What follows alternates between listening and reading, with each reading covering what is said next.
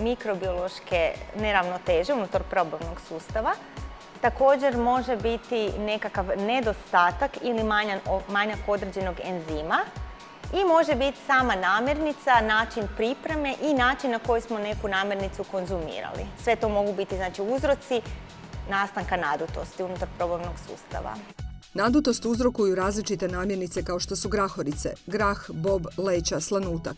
Razlog je taj što sadrže teže probavljive proteine, ugljikohidrate i šećere koji u probavnom sustavu uzrokuju fermentaciju i nastanak plinova, ugljikovog dioksida i metana.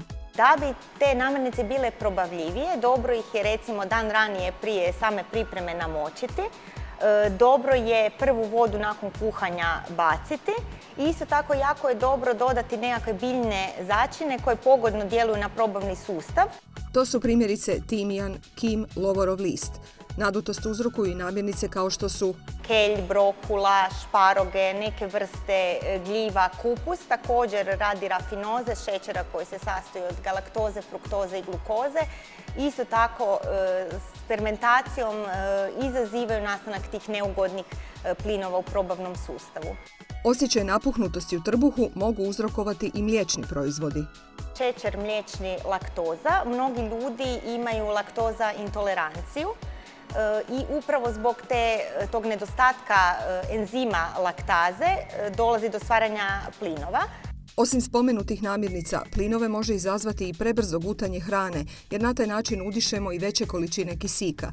Trebali bismo izbjegavati, tvrdi nutricionistkinja Dučkić, i takozvani fast food, odnosno brzu hranu. Ona sadrži velike količine masnoće te soli koja na sebe navlači veliku količinu vode, a na taj način također se stvara osjećaj nadutosti.